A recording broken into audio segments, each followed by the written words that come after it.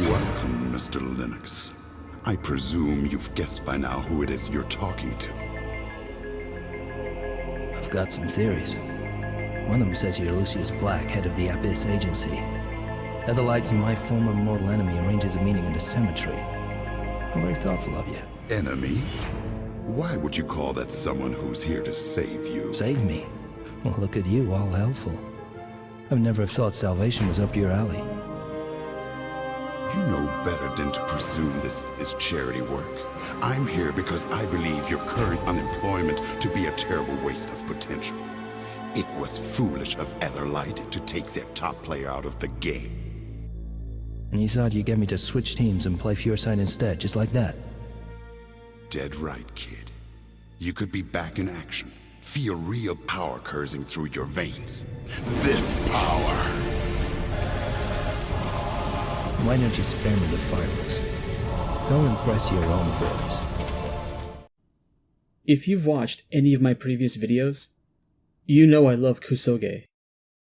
You also probably know that, for the most part, I'm pretty forgiving on bad games if there's something charming about them. Usually there's something about the presentation that ameliorates the gameplay's frustrating aspects. This is not going to be one of those videos. I'm out for blood today. Before I go any further, I need to plug my friends' channels, Vanis, Nick H, and Chanka. We were digging through MyAbandonware's site to look for old games to cover, and decided to make it a joint project. Each of us would pick a game to play and make a video on it. The downside to covering games from MyAbandonware is that, well, the games are all abandonware. That means there's a possibility that they have no support for modern machines. One of the positive things I'll give to Infernal is that its page has a patch that lets it run fairly well for an abandoned game. Infernal is a 2007 third-person shooter starring Ryan Lennox, a recently fired employee of Etherlight who gets scouted by the company's direct competitor, the Abyss Agency.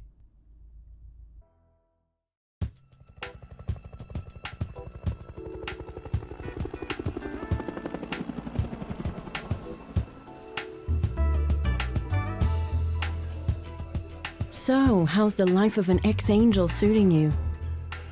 Can't complain. Sex is no longer off limits. Right, of course. Well, what can I say? Etherlight fired me. You shouldn't give them so many reasons. You know, there are rules. Come on, Barbara, I just did my job. I was the best Etherlight gun. Now I have to get by like any other unemployed human being. It's pretty cold down here, you know? Is it? Right. Etherlight took away your powers. You're not an angel anymore. Did you... Do you ever... What? Do you ever miss... never mind. Look, I have something very important to tell you. There's been a... Hold on a sec. Yeah? Mr. Linux. So, you're still alive. How convenient. Who is this? Your salvation. If you survive, meet me at East Road Cemetery.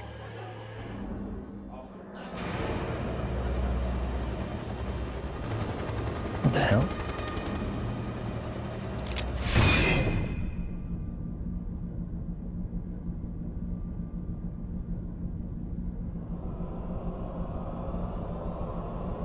Forgive me, Ryan.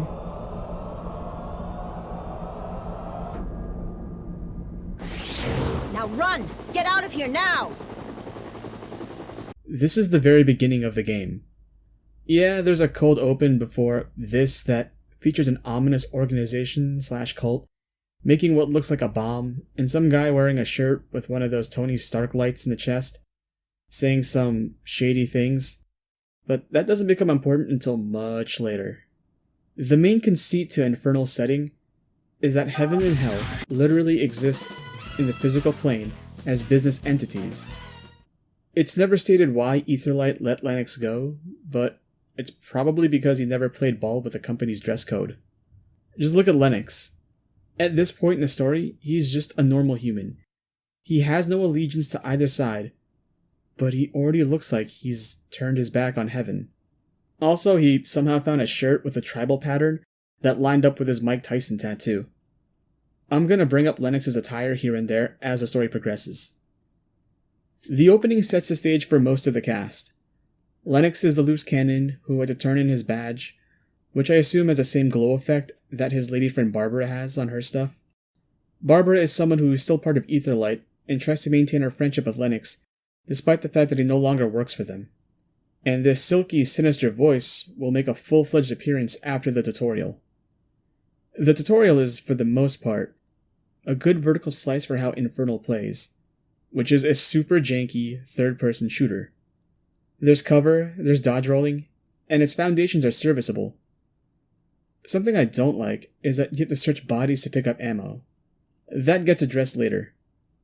The early game is very forgiving, and Lennox can tank through a wall of bullets as he makes his way out of the club. This man found a shirt that matched his ink, and found a car that matched his shirt. He is peak drip. Welcome, Mr. Lennox. I presume you've guessed by now who it is you're talking to. This is Satan, but in this setting, he goes by the name Lucius Black. Dead right, kid. You could be back in action. Feel real power coursing through your veins. This power! This is where the game won me over with its presentation. Black offers Lennox demonic powers in exchange for fighting against Aetherlight. Lennox, being written like a Joss Whedon character, and can thus never stop quipping. Is that all you can offer? And think of all that power you'll have. Or maybe you get a real kick out of being a puny mortal. Sure, I get to wear those cozy woolen sweaters. And mittens. Mittens rock, you should try them. But you have a point here.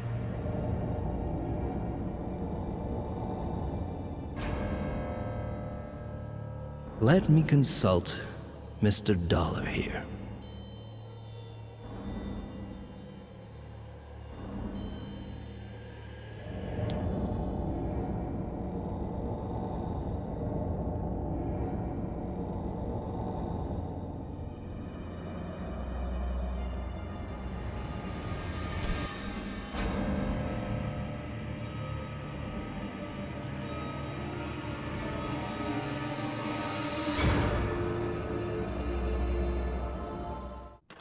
This is the most Reddit the game gets. I'm in. Good. Now, feel the real power.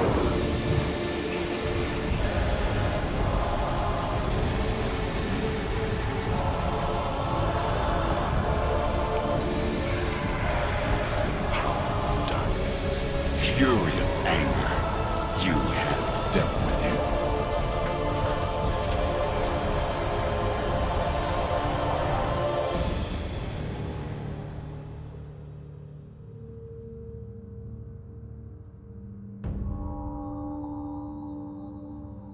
Time to pay me back for my charity. So I've got 3 things to bring up now with this scene. 1. Look at how the coin rotates once it lands. Because of this game's rough presentation, there are moments where I'm not sure if the game's jank led me to believe that the writers were being subtle about certain narrative elements in the story. And one of them happens to involve this weird rotation from the coin. As of now, I don't know what Black is capable of. So, did he will the coin so that it would land face up? Or did the animator forget to add some extra rotation on the graph editor for the coin, and that's what caused this weird splining effect? Since I beat the game, I feel confident in attributing this moment to the latter. 2. Because of the coin flipping and these red tendrils emanating from Lennox's body when he received his demonic power, I couldn't help but compare Infernal to Devil May Cry. Dante's personality gimmick in 2 was about flipping a coin, and in 5 he gets a similar effect when he attains Sin Devil Trigger. 3. It was at this point in the game where I realized that Lennox isn't wearing an Ed Hardy shirt with tribal patterns that lined up with his face tattoo, He was wearing a red mesh shirt that showed off his muscle definition and actual body tattoos. He's been shirtless this whole time, the giant himbo.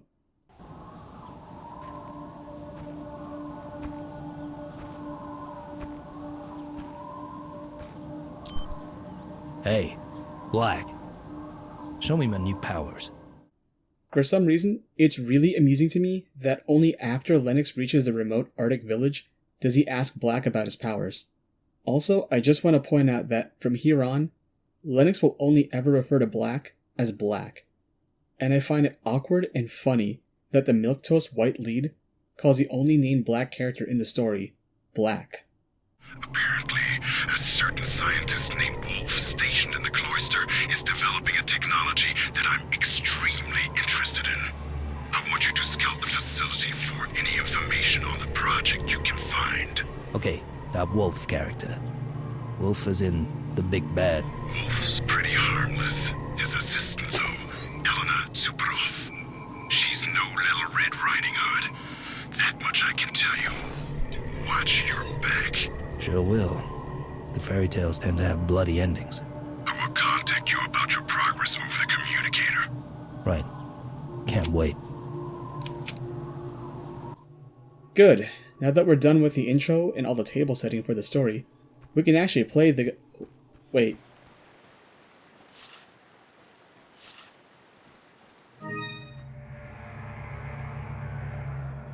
Oh no.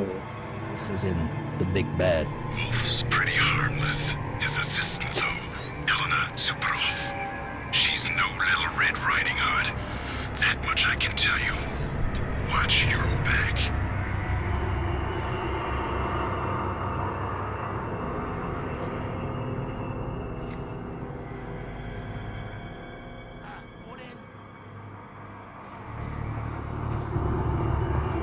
Oh no. I swear, I did not intend to play another knockoff game right after El Matador. It's weird knowing that Infernal cribbed from Resident Evil 4, because 4's controls are very tight and are deliberately so, to facilitate aiming, but Infernal's control scheme is like the complete opposite. Everything feels loose and delayed.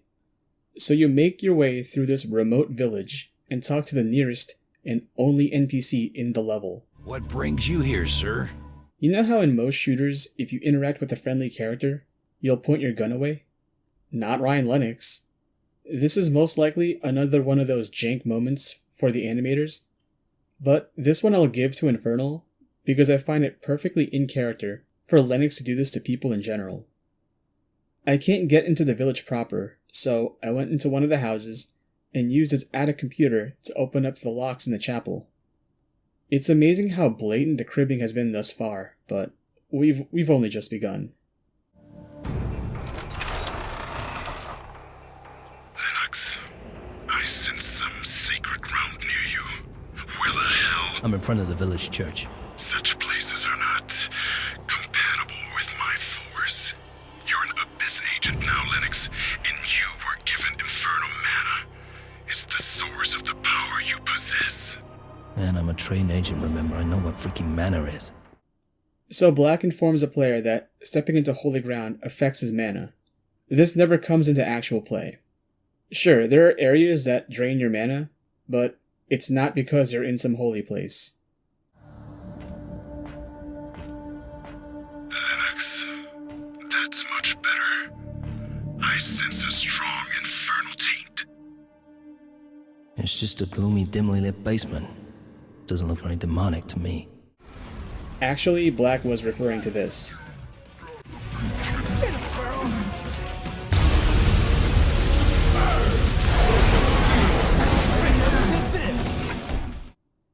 This is where Lennox gets his first demonic power, a charge shot. Hell yeah. Note that these powerful shots cost you a lot of mana. Don't squander it. Use them only when it's necessary. You're such a killjoy, man. Left click is regular fire, but if you hold down right click until Lennox's arm is surrounded by flames, you can let off a stronger shot after letting go of the button. This is the equivalent to the shotgun weapon in other shooters, but it's one of the first issues in Infernal's design that doesn't seem like a big deal at the onset, but is compounded as the game progresses. A surveillance camera? Yeah, Resident Evil 4 isn't the only inspiration for Infernal. So the game has it set up so that the first enemy in the level has his back towards Lennox and will not turn if you're crouch walking. If you attack him from behind, a woefully underused stealth kill animation plays out. Remember when I said that the body searching mechanic gets addressed later? This is later. Instead of taking 3 seconds to search a body, Lennox now takes 20 seconds to go into an animation where he absorbs a corpse and anything that corpse carries, be it keycards or ammo. Unlike the charge shot, it's very evident early on that absorption's core issue is how time-consuming the animation plays out. We're still not at that point where the other shoe drops, but I'll just say it now that the persistent tension with Infernal's combat is dealing with every incoming wave of enemy whenever you take 2 steps forward and finding safe windows between combat encounters to absorb corpses to top off health and ammo. No, the animation does not have iframes, and that could have ameliorated how long it takes to absorb a body. Compare this to the Darkness games, another shooter featuring a demonic assassin. The light-dark mechanic is persistent throughout the game. The demonic abilities are varied and supplement the shooting mechanics. Healing and retrieving weapons are almost instantaneous actions that don't leave the player exposed to fire, and when the game does slow down for its glory kills, it doesn't allow enemies to stack damage on the player, who otherwise cannot move or react in those moments. There's not much to say about the first mission. The game tries to lead you on into thinking there'll be stealth mechanics, but there's not.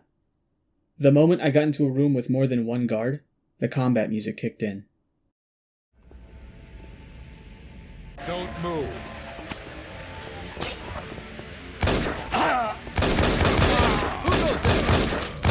This is actually a great time to bring up the music.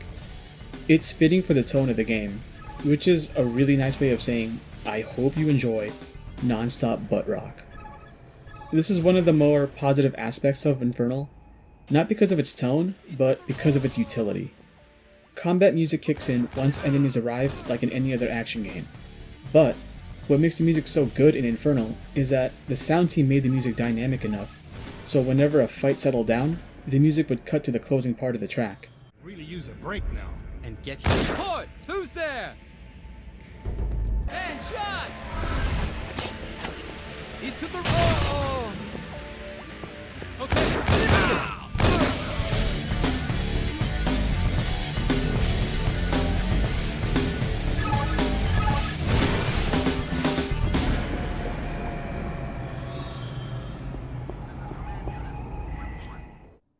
This is Devil May Cry comparison number 2, because DMC5's dynamic track does the same thing at the end of fights, instead of fading out like in past games.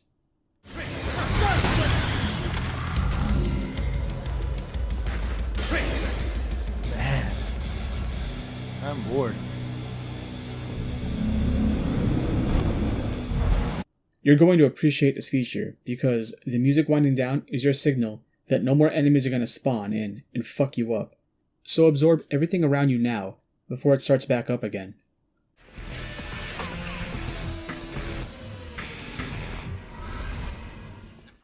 As you progress through the first mission, Black starts drip-feeding Lennox more demonic powers.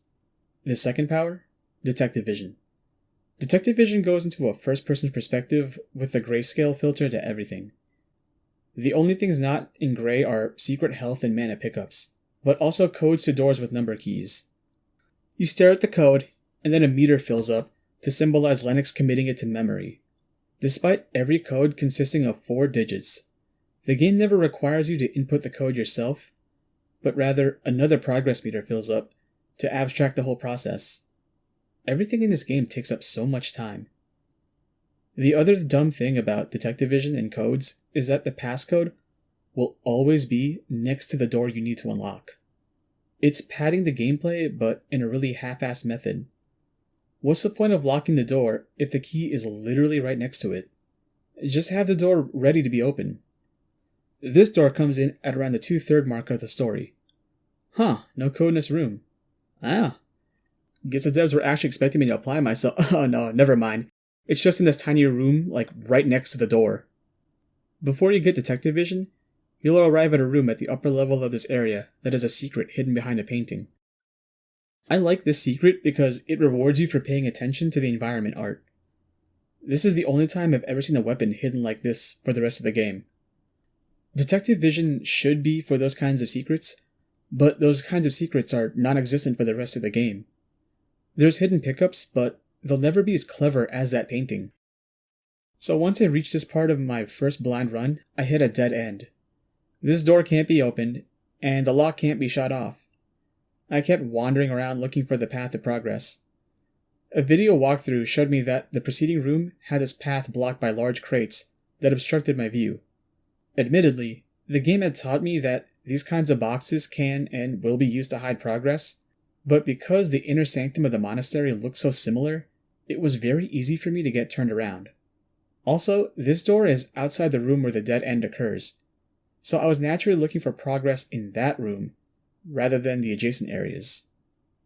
Finally, here's our first boss fight.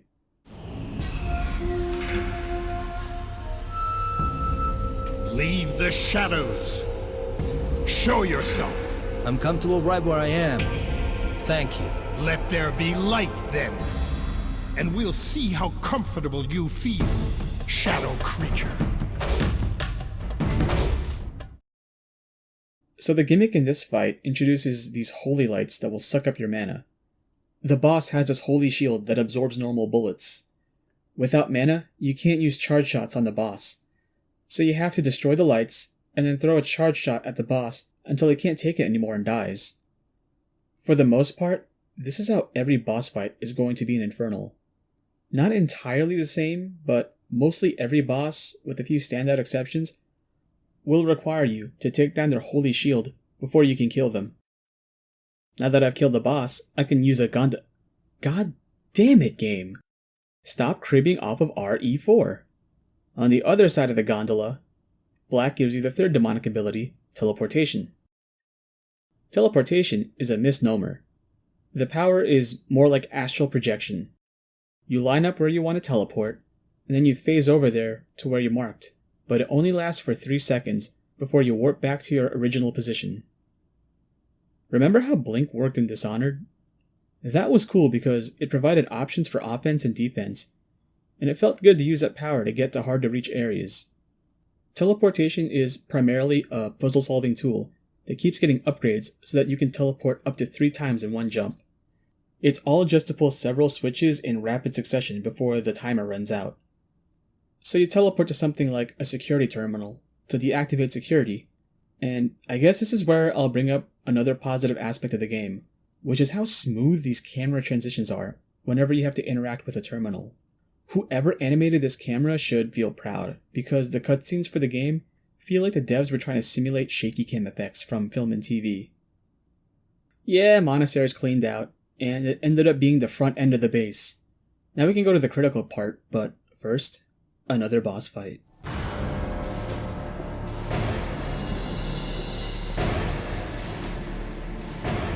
Acolytes, take up positions. Surround the enemy and open fire. This fight introduces ads. Typically, ads aren't that big a deal in other games, but in Infernal, they're incredibly frustrating. Because the game is constantly spawning ads during the fight, any enemy you kill in these set pieces will sometimes phase out in order to make room for newly spawned ads. This means that if you're hurting for health and supplies, you gotta make sure that you can get to the body before it decomposes. Also, look how much damage this guy can dish out with an SMG. This is a sign of things to come. Like I said, use charge shot on any boss who has one of those holy shields. It felt like an eternity of trial and error, but I finally got the guy, and...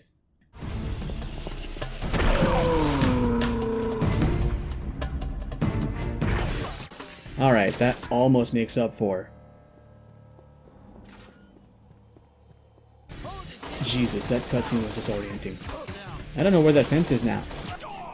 Ah, fuck. So here's one positive and one negative aspect of Infernal.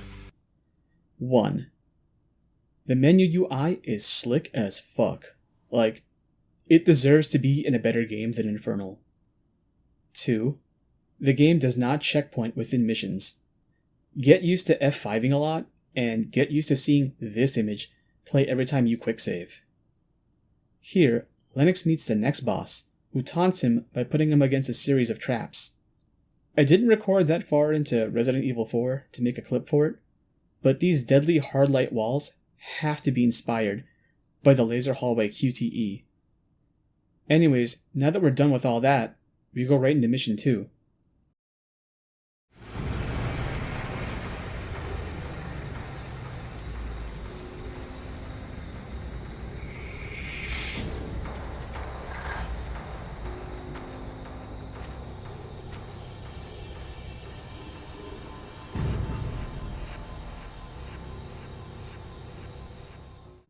I was tempted to make this the intro clip for the video, but that power scene was too good to ignore. Mission 2 is set in the Mako factory, where we have to fight Mistral. This is where the game drops any pretense of having a consistent difficulty curve. Enemies hit hard in this game, and if you're not careful, a single target from a football field can plink away your health to 0. I don't mind playing cover shooters, but Infernal's cover system is really busted. In order to get into cover, you have to press forward against a flat surface like a wall, which will cause Lennox to press up against a surface. Seems fine when I describe it, but you gotta understand that he sticks to any surface. So merely bumping up against a wall will trigger cover. The other, more egregious aspect to Infernal's cover system, it's mostly useless. You're still getting shot at by the very enemies you're trying to avoid. Getting into cover in this game is like getting into partial cover in XCOM, where you're still taking like 20% damage from enemy fire. And then you pop out of cover and it's win-back cover. You know, where the player model turns on a hinge and exposes its entire body to enemy fire? I'm using Cygirl's footage here because it also uses that kind of cover, but it's actually pretty useful in Cygirl's, and I couldn't get PCSX2 to run win-back's files. Gears of War was released a year before Infernal. This was a solved problem. Mission 2 is also where the game introduces jetpack enemies. Mission 2. These guys suck. You know when Vanquish introduced jetpack enemies? The last mission. This level has some interesting flow, because there's a lot of verticality to the later parts of the map, and it twists and turns around and has you backtracking in really clever ways. The next demonic power that Black gives to Lennox is telekinesis. It is super awkward, because you cannot turn for shit when it's activated, and it took me the end of the game to realize I had to use mouse wheel to bring items closer to me. Telekinesis is only useful for stacking boxes to platform. You could also use it to bring bodies closer to you, so you don't have to pop out of cover, but that's only really helpful if you know about the mouse wheel trick. When you play a game that lets you use demonic powers, what comes to mind? Increased strength and speed, the ability to manipulate fire, rocking out with an electric guitar. You know, a guitar that deals electric damage, not the... Well, you get it.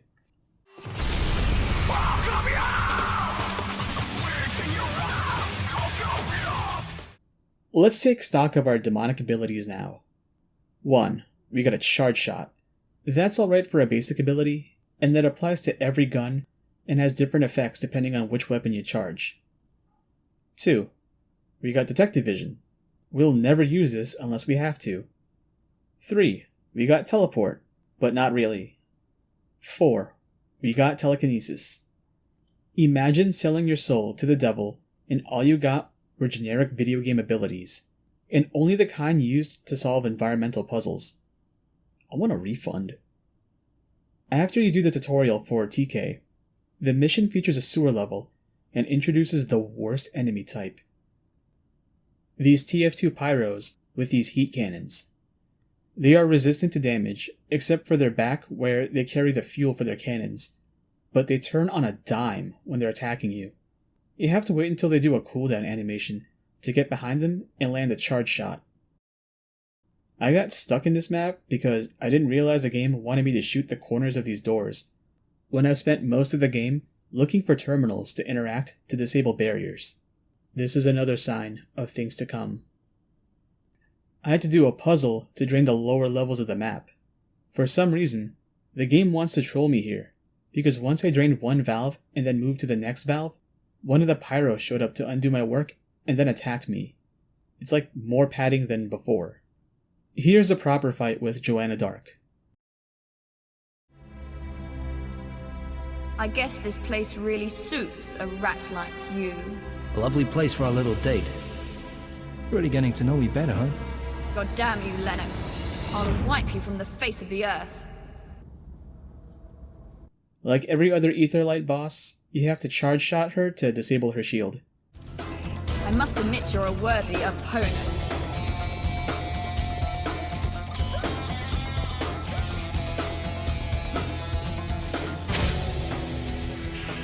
Major Soberov, what's taking you so long?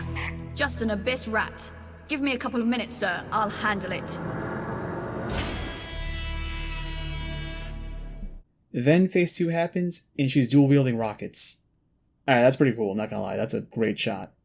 Now you just have to keep the pressure on her while avoiding her attacks, and then...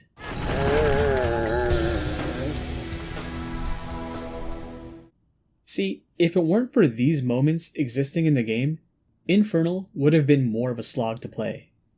So I get to this one part in Mission 2, after killing a guy in a turret, and notice that none of the doors have any indicator to inform me that I can open them. However, I just got TK and noticed all these barrels lying around, and figured I had to stack barrels to climb out. That's what I had to do with crates before when the game was training me to use TK. I spent way too long stacking these barrels. I didn't know about mouse wheel then, so I was struggling to prevent the barrels from phasing through the fence. I even placed barrels against this protrusion in the wall, thinking that I needed to brace the barrels against something in order to climb them. Just when I almost gave up, I tried to rub up against the walls one more time to see if I missed any interaction prompts. And then... Are you serious?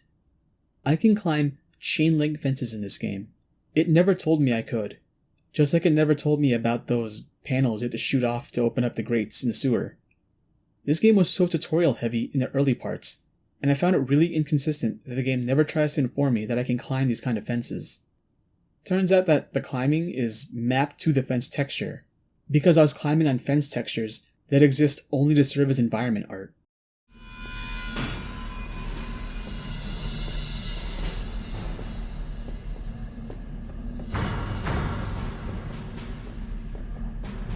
Anything suspicious, Corporal?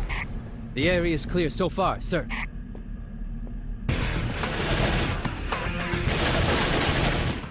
This level is interesting because the gimmick is that you have to work around the perimeter of the level to gain access to the center, where the platform serves as an elevator for the entire building. Visually, it's interesting, but fuck playing through that set piece. Enemies spawn above or below you and can shoot through the floor. You can use turrets against the enemy, but they are a nightmare to control. There's a delay between when the turret moves compared to when you move the mouse. It wasn't until later where I discovered that you get more consistent shots if you rapidly tap left click instead of holding it down. Also, there are shielded portions of the turret that do not shield you from enemy fire.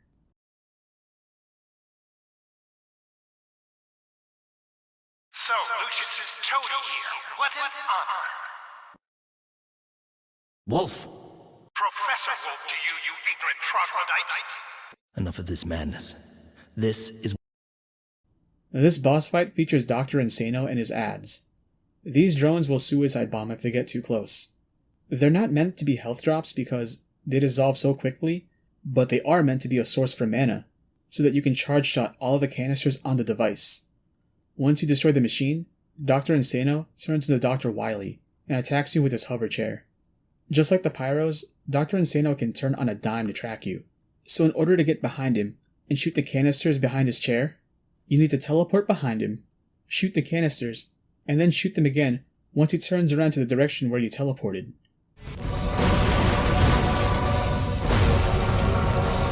You don't really think you can stop us, do you?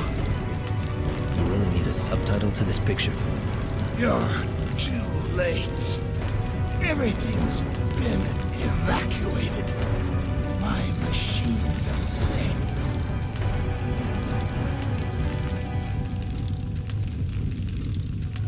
Lieutenant Mitchell sent the last transport to Mazovia Steelworks.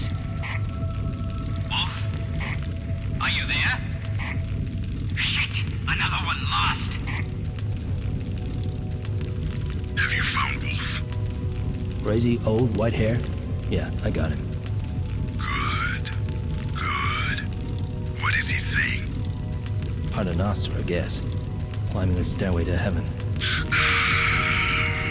And how do you plan to get his technology now? Easy, easy. Saw them packing the stuff into crates. I know where they took it. Have some more sightseeing to do. Where is it? Where's the machine? In the Mazovia Steelworks. The whole point of getting to this guy was to get his technology for Black, but before dying, he informs Lennox that his technology has been moved to another facility. So, on to Mission 3. I want to say I like this mission for its enemy variety in one particular boss fight, but this is where I learned that the sniper rifle is the most useful weapon, but woefully undersupplied by the game. It's a guaranteed one-hit kill to almost everything. This flamethrower is a less cool version of the heat gun from the last mission. By now you get the rhythm for the gameplay. I'm going to take the time to bring up my favorite boss in the entire game. This is just Russian Fat Man. Look at how his arms hang out. I know he's rigged this way because his arms would clip through his thick vest, but all I can see is that little kid in Christmas Story who's wearing too many layers of sweaters. Lennox can also have that pose in this level if you find the dual pistols. Oh shit, we're gonna have a mech fight. Oh, they're fixed on guide rails. I was kinda worried about these controls, since you have to move with the mouse, but this is the most fluid and responsive the controls ever get for the entire game. After a while, I learned how to lead my shots to get him before he could get me. After this fight, the entire area goes into self-destruct mode. This is supposed to be a hectic set piece, but having the timer on display only gave me the opportunity to learn the exact millisecond for how long it takes for the absorption animation to play out. When you reach the train, it turns into a rail shooter, and my fight or flight response kicked in here. This is when I had to learn the tap firing trick in order to survive.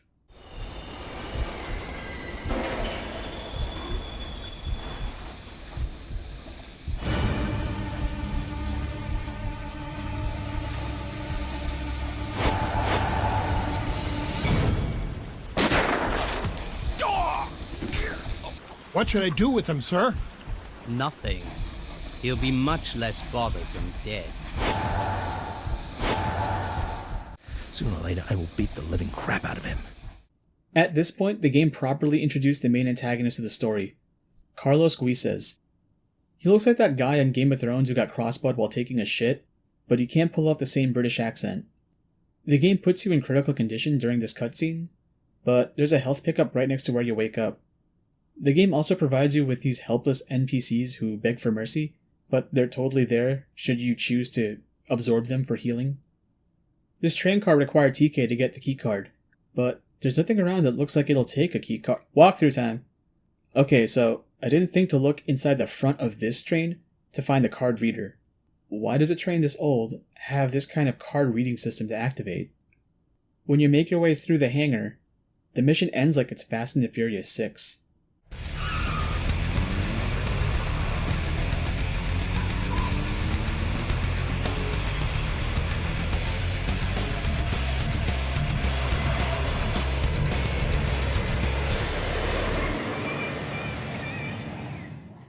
Not much to talk about in this level, except for the exposition about what the big MacGuffin is for, combined with the little MacGuffin Lennox took from the factory in the last level. By the way, Black, why are you so crazy about the thing? That's none of your business. I'm the one who has it right now, so you might want to reconsider that answer. Look, it's a dangerous device. You don't say. Care to elaborate? Etherlight wants to use it to control human minds. We can't let that happen. Oh no, that would be awful.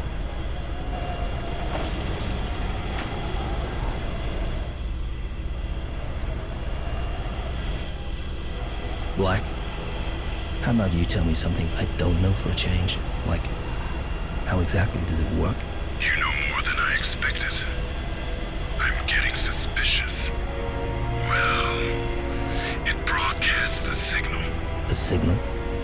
A satellite signal, using the same wavelengths as radios and television stations.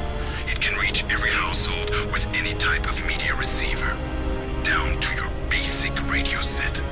Well, that's it, more or less. That's it? That's all you need to take control of people's minds? Apparently. And? Switch the button, then I will tell you more.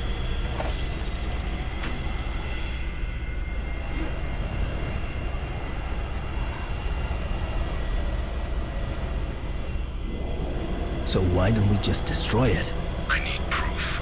A proof of Etherlight's lunacy. Of their outrageous attempt at destroying the eternal balance. And you'll be the righteous among the wicked, the unwavering hand of justice. No. That is the Supreme Ruler's privilege. I pity Etherlight's situation the moment he regains his sight. And since when are you his star pupil?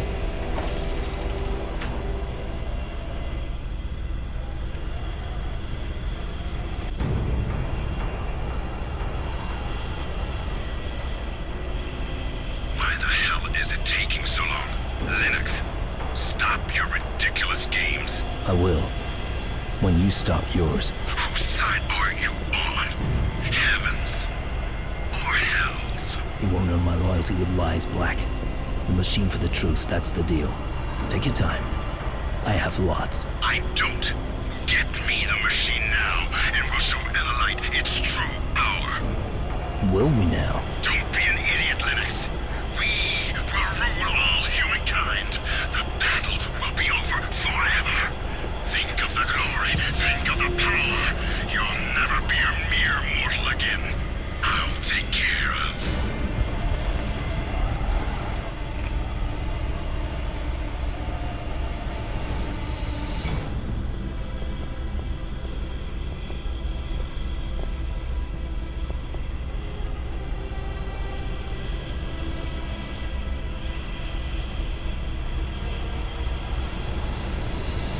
Perfect, Barbara. I knew you'd find a way to decoy him. You can stop enjoying the moment now. I disabled the machinery. Oh, you think so? You have no idea how it works. Won't you kindly explain it to me then? With pleasure. Once the machine gets to the Etherlight Satellite Center in Canada, it will be connected to the broadcasting system. And with the help of mass media, the modern world's greatest power, every household around the planet with radio or TV, every human being within the hearing range will become... a saint? Better. We'll make people better. It's pure madness. Madness? What's mad about erasing evil from human hearts? Well, I don't expect a filthy demon to understand it. What about free will? That's enough, scum.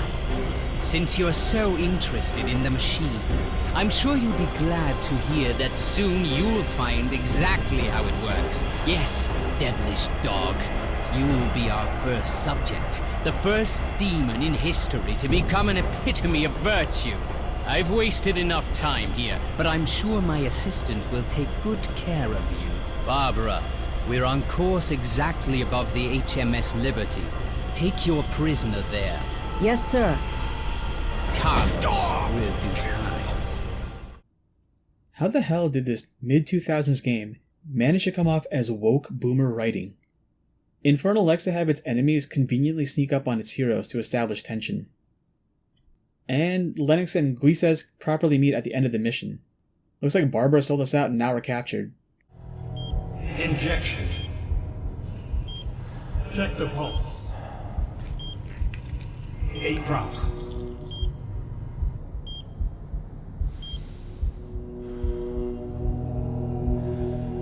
There's no time to waste.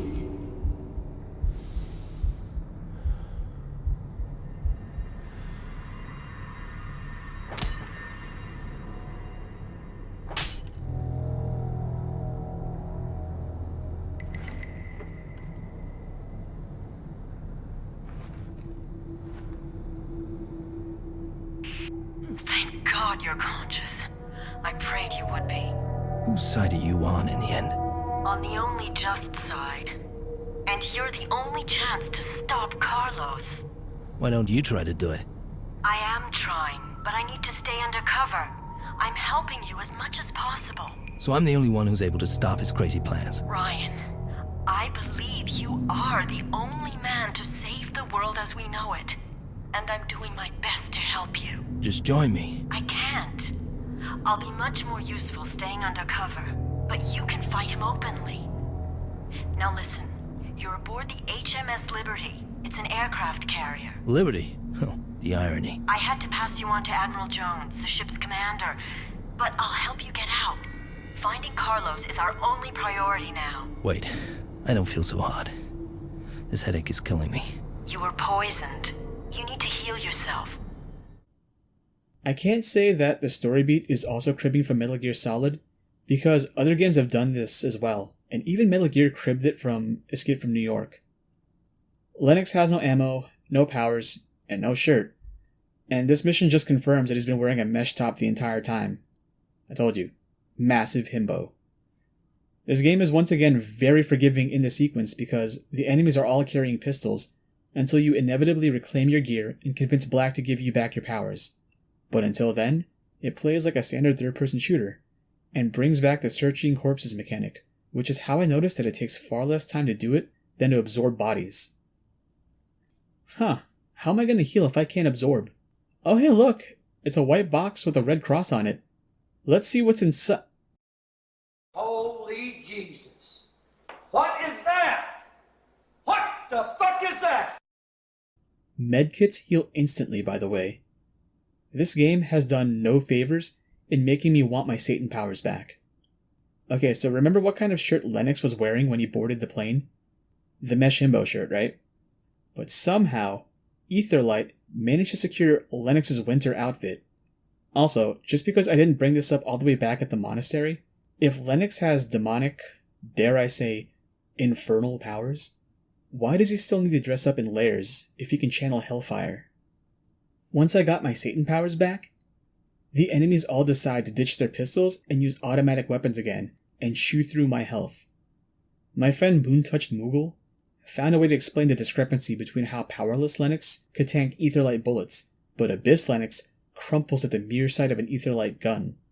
If the guys are firing like holy bullets, Lennox as a demon should have an elemental weakness to light, and that's why he's susceptible to angel guns. Interesting take, but I'm not going to let us do the devs' work when it comes to justifying plot contrivances. Anyways, here's a Metal Gear fight. This fight can take a while if the AI just does not want to walk over to the nearest group of explosive barrels. Once you beat these guys, you end up on the flight deck. I like this level because of how open the environment looks. It's not really open because these flames will steer you towards the intended path, which is at the very end of the deck where Barbara is suspiciously out in the open. Also, it's broad daylight, but I still got mana.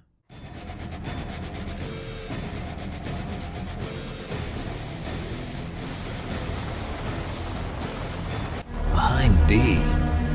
What's a Russian gunship doing here?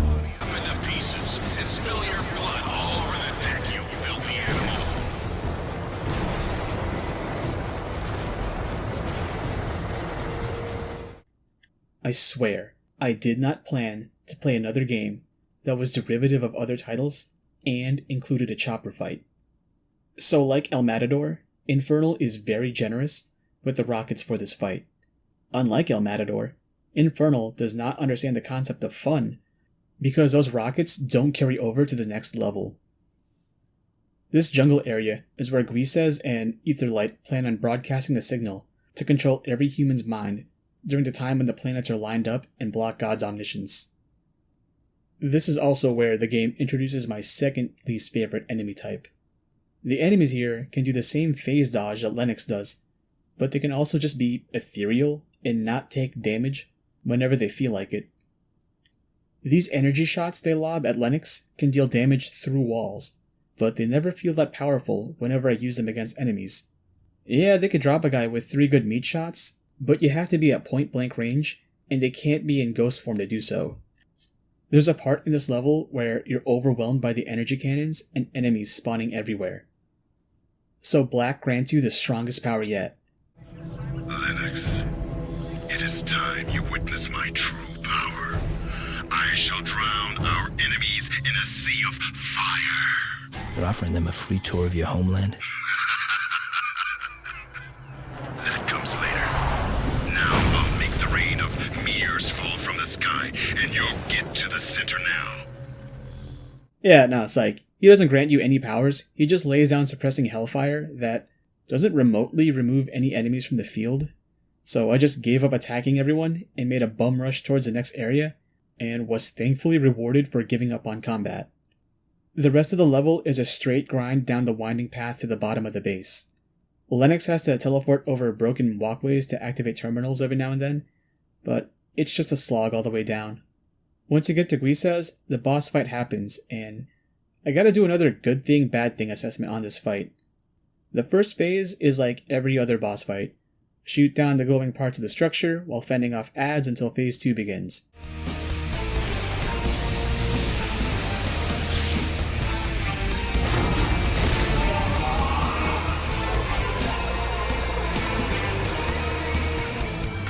I warned you.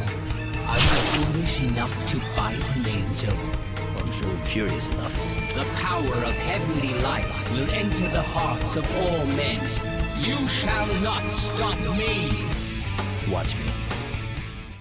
Phase 2 could have been a cool fight, but the game decided to bring up the light-dark mechanic again for the sole purpose of padding out the combat. Guises will do a flash attack that will wipe out Lennox's mana. So Black will summon pools of darkness for me to stand in and use my charge shots. But the darkness pools operate on some kind of clock I could never accurately time, so I just had to wait for them to respawn and hope that I get a shot off before Guises wipes my mana again. This design's really cool, like look at it, I fucking love this design. Like this weird angel enemy reminds me of stuff I've seen in like Onimusha or Artemis from Devil May Cry 5, but the fight's just boring.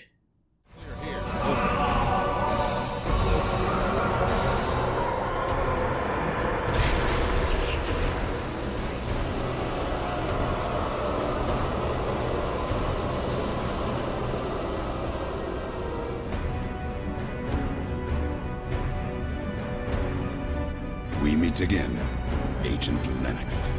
What are the odds, huh? Lennox, I think you deserve the Employee of the Millennium Award. Not only have you led me all the way here, you even got rid of this worm Geisis for me. Always a pleasure. Good. Who knows? Your promotion might be right around the corner. Time to reprogram the machine. No! Turn it off, Black! Don't you dare interrupt me. I'll make the Earth my sole dominion. To hell with you. You won't stop me, traitor. Not without my powers.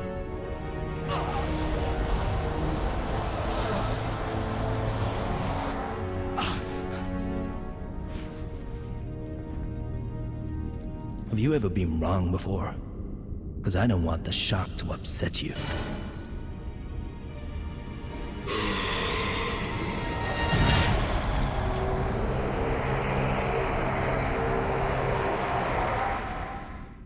Just when I thought the game was over, now Black wants to seize the machine, and Lennox turns against him. Because Black was merely loaning his power to Lennox while he was still an Abyss agent, I can't rely on my Satan powers anymore, and I couldn't be more grateful. There are health kits everywhere in this arena. The boss fight just requires Lennox to activate the terminals near Black, while avoiding his insta-kill melee attack. Run up the spiral ramp to reach the device and activate a terminal on the device, and then literally just run back down and up 2 more times to beat the game.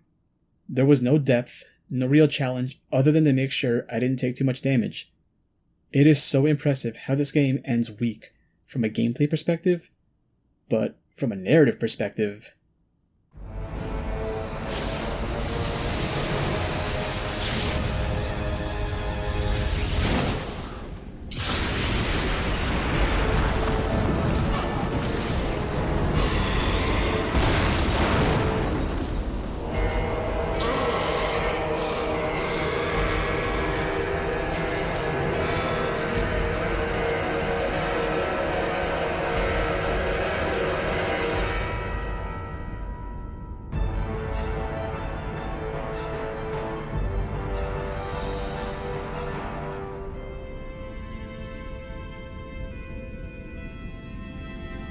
Ryan?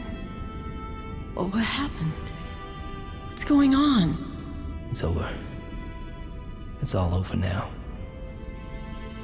We did it. It's so cold here. Better get used to it, babe. It's a cold, cold world out there.